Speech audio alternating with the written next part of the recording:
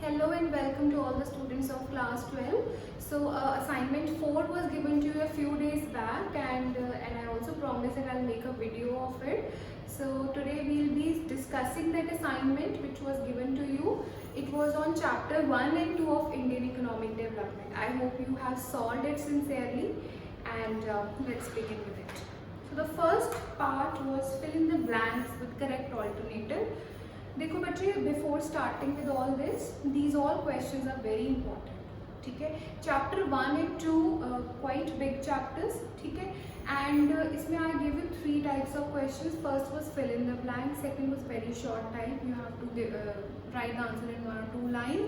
The last one was matching type. ठीक है, देखो इस साल ही 2020 में जो बोर्ड एग्जाम हुआ है 12th स्टैंडर्ड का, उसमें Indian economic development first time I है. I have told you this many times. और उसमें काफ़ी टाइप के न्यू क्वेश्चंस आए हैं 1 मार्क के जो पहले नहीं होते थे बुक्स में. ठीक है, तो इसलिए 1 मार्क के क्वेश्चंस की तैयारी करना इज़ वेरी इंपॉर्टेंट. ठीक है, और आपका सेकेंड बैच होगा जिसमें इंडियन इकोनॉमिक डेवलपमेंट आ रही है, जिसमें 1 मार्क के क्वेश्चंस 20 मार्क्स के आ रहे हैं. ठीक है, तो starting with the first question you have to fill in the blanks with correct alternative. Means MCQ type questions are there. First question is at the eve of independence in 1947, Indian economy was poor, backward, stagnant, depreciated and disintegrated.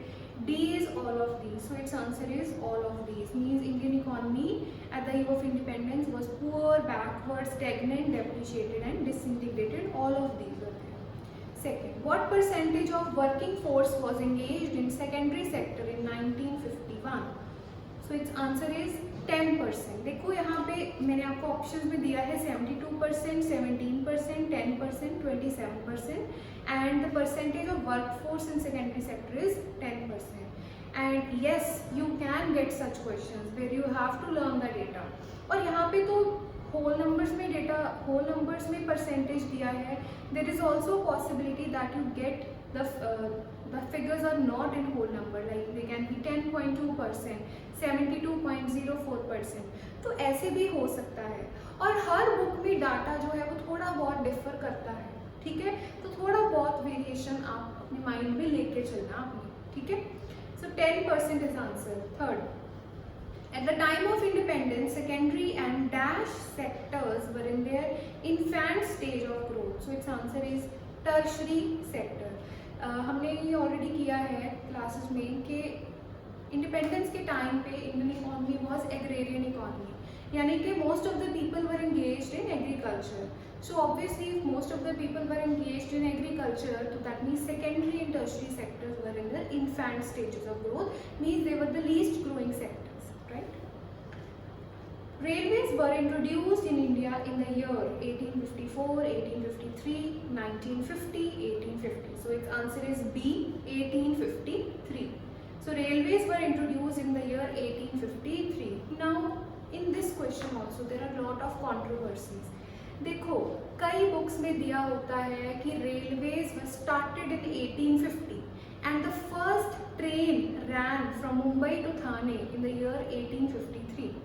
बहुत books में ऐसे दिया हुआ है, बहुत सारी books में ये दिया हुआ है कि रेलवेज वर स्टार्टेड इन 1853. तो अगेन यहाँ पर दोनों चीज़ें ऑप्शंस में है. 1853 भी है तो 1850 भी है, तो आप 1853 को लिखोगे क्योंकि जब फर्स्ट ट्रेन स्टार्ट हुई है 1853 में, तो मतलब रेलवेज भी 1853 में ही स्टार्ट हुई है. ठीक है, अगर सपोज करो यहाँ पे 1853 ऑप्शन में ना होता, सपोज 1856 होता, जैसे कि 1854, 1856, 1950, 1850, फिर आप क्या लिखते, फिर आप 1850 लिखते.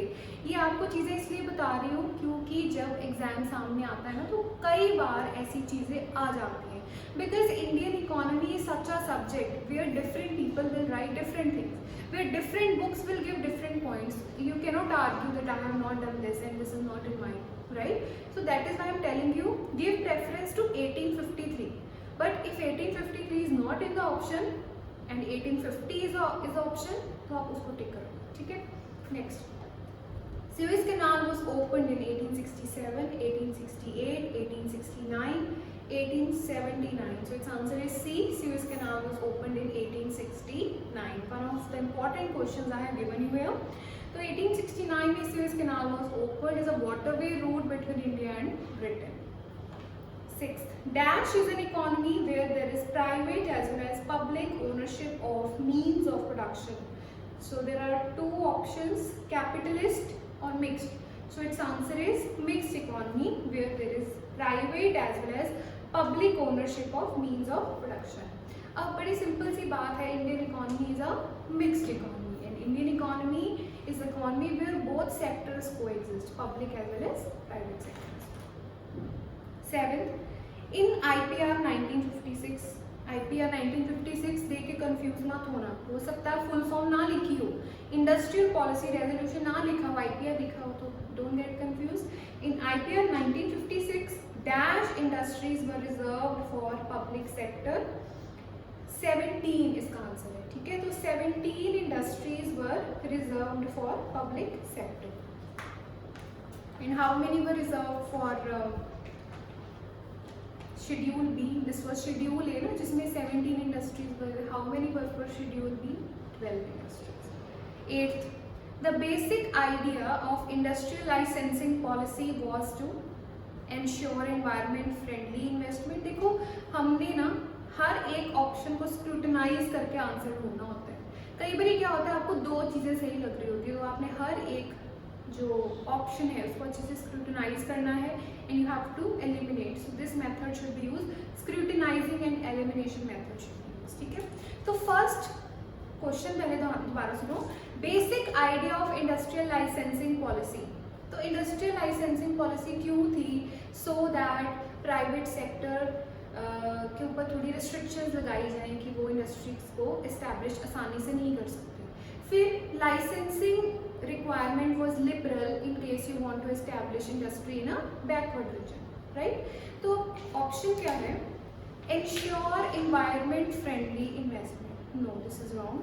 Promote private investment in the economy. No, licensing was not to promote private investment. Rather, it was to discourage private investment because the government wanted to keep the majority industries under its own hand. Third, encourage industry in the backward regions. So this is the answer.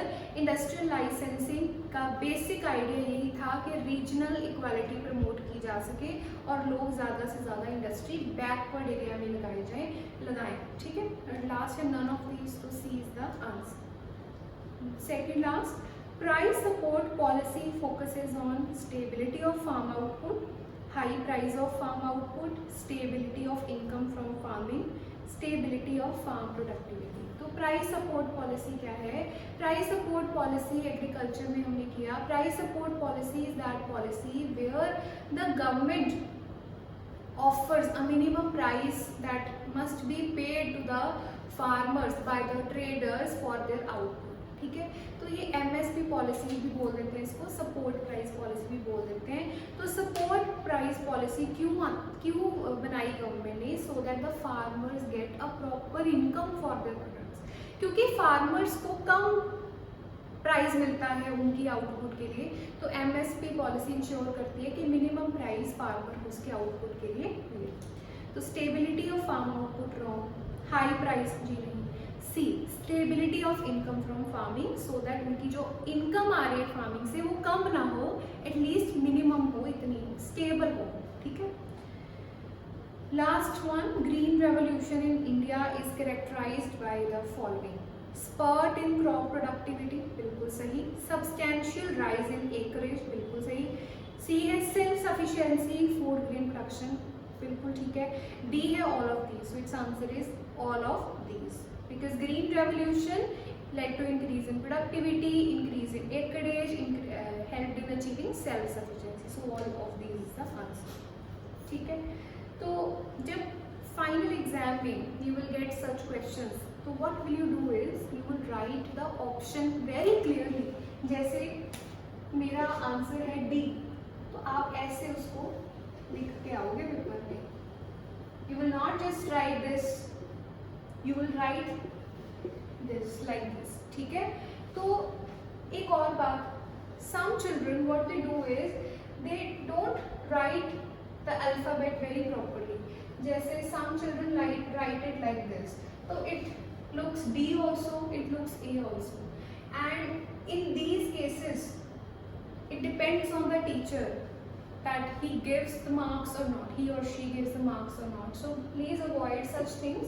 Write the alphabet clearly, and to make sure there is no discrepancy, you write the answer also wrong. ठीक है? और कई बारी some children try to play with the teacher. What they do is they write option different, answer different. जैसे कि 10th question green revolution वाला है, उसमें लिख दिया डी पर लिख दिया यहाँ पर सब्सटैंशियल राइज इन एकरेज. तो व्हाट इज दिस? तो दोनों चीजें सेम होनी चाहिए ना, तो ऐसे केस में भी गलत हो. ठीक है, तो ये कुछ चीजें आपने ध्यान में रखनी है. तो नेक्स्ट चीज हम करने वाले हैं that are very short answer questions. First, what is ceiling on land holding? So पहले जो वेरी शॉर्ट क्वेश्चन आंसर्स होते हैं, you have to write them in 1 or 2 lines maximum and avoid any kind of details or examples. Only if examples are asked, then write them. The first is, what is ceiling on land holdings?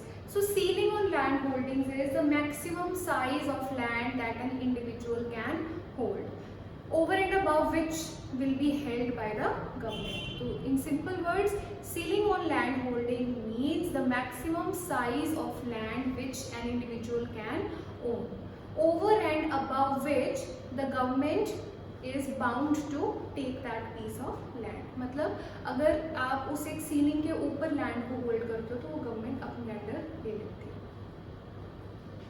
Second, what is subsistence farming? So subsistence farming is a farming where subsistence crops are grown for self consumption, या आप बोल सकते हो where subsistence crops are grown for earning the for meeting the minimum needs of life, या for fulfilling the daily requirements of food.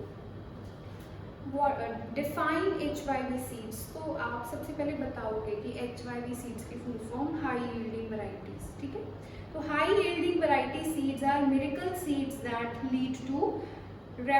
led to revolutionary rise in productivity. तो HYV seeds कब आए आप लिख सकते हो in 1960. That's your wish but not important. तो HYV seeds were the miracle seeds that led to revolutionary, यहाँ बोल सकते हो huge rise in the productivity of agriculture.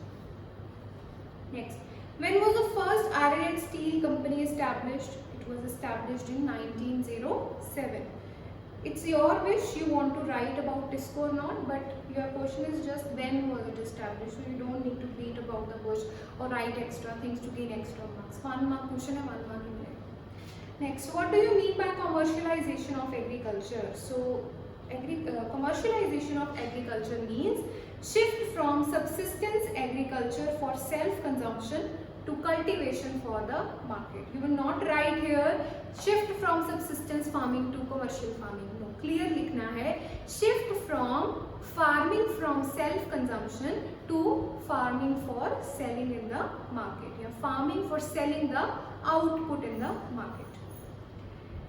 Next, define import substitution. So you will start it like this. Import substitution is a policy. क्योंकि ये inward looking trade strategy है ना, ये policy आपने जरूर लिखना है. Import substitution is a policy of domestic production of those goods which were being imported from abroad. ठीक है, सो आपने क्या लिखना है कि जो चीज़ें बाहर से हम इंपोर्ट कर रहे थे उनकी यहाँ पे डोमेस्टिक प्रोडक्शन करना. ठीक है, बस इतना सा. Next, which year is year of great divide? Year 1921 is a year of great divide. क्यों नहीं लिखने की जरूरत, मैं से बता देती हूँ क्यों. Because after 1921 there was a consistent rise in the population of our country. Before 1921 there was no consistency. कभी ज़्यादा होती थी, कभी इंक्रीज होती थी पॉपुलेशन, कभी डिक्रीज होती थी. ठीक है. 8th, when was planning commission established? It was established in 1950. Next, what is meant by disguised unemployment? काफ़ी इंपॉर्टेंट क्वेश्चन है ये. Disguised unemployment is a type of hidden unemployment where more than required persons are working on a piece of land. Define small scale industry. Small scale industry is an industry where the production is done on small scale, where the maximum investment limit is up to 5 crore. Maximum investment limit in plant and machinery, please add that. Maximum investment limit in plant and machinery is 5 crore. ठीक है जी, तो ये था आपके 1 mark के questions. And last है match the column. ठीक है, from the set of statements, ये इसी साल आया है, ये चीज़ें पहले नहीं थी. From the set of statements given in column 1 and 2 choose the correct pair of statements. Many children often get confuse in these. देखो आपको 2 कॉलम्स दिए, एक है कॉलम 1, एक है कॉलम 2. एक ट्रेडिशनल वे क्या होता है कॉलम वाले क्वेश्चंस को सॉल्व करने का. You are given like this. ठीक है, the way you did it in your childhood. तो हम क्या करते हैं, हम मैच करते हैं. ठीक है, इस तरह से मैचिंग करते हैं ना. तो this is not that traditional type of question. ठीक है, ध्यान से पढ़ो इसको. Choose the correct pair of statements means you will see कि what is the correct pair, यानी कि लेफ्ट साइड के जो कॉलम है और राइट साइड के कॉलम है, उनके सामने जो आइटम लिखी है उसके साथ करेक्ट पेयर बना रही है कि नहीं. यानी कि ए और 1 का करेक्ट पेयर बन रहा है, बी और 2 का बन रहा है, सी और 3 का बन रहा है कि नहीं. आपने करेक्ट पेयर को चूज करना है, जिसका भी लेफ्ट राइट यानी कि आमने सामने सही चीज लिखी होगी तो वो आपका करेक्ट पेयर होगा. तो पहला देखो, agriculture epicentre of economic growth. Is it matching? No, because industry is the epicenter of economic growth, not agriculture, so this is not right. Second देखो, manufacturing source of industrial growth. No, manufacturing is itself industry, and how can manufacturing be source of industrial growth? नहीं. C देखो, industrialization sign को non for growth. Sign qua non पहले तो मतलब ही नहीं पता होगा कईयों को. साइन को नॉन मतलब necessary, important. So is industrialisation a sine qua non for growth? Yes. C and 3. So your answer here is this.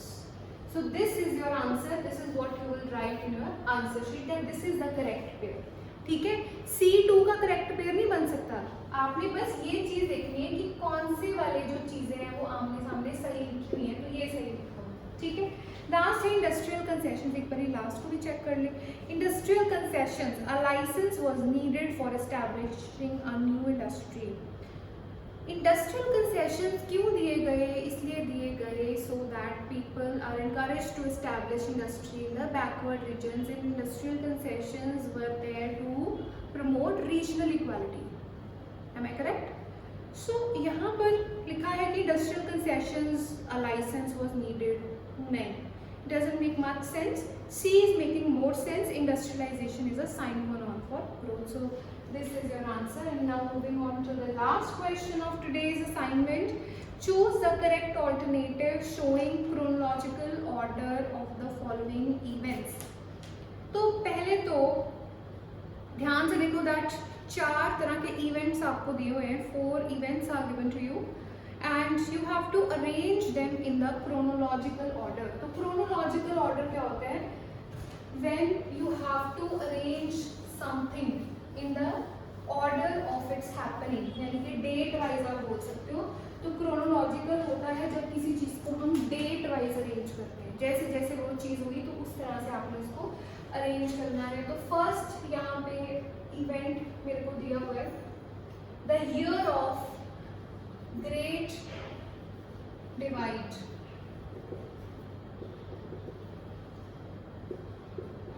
देखो यहाँ पे ना इंडियन इकोनॉमी में there are lot of dates which you need to remember, and the trend has changed now. They won't ask you the date directly, rather in such type of questions dates you need to know dates, तभी आप लिख पाओगे ना. The great famines of Bengal, which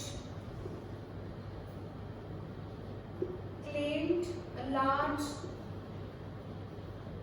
toll on lives. So this is the second event which is given. Third event देखो, first train ran from Mumbai to Thane. The fourth event, opening of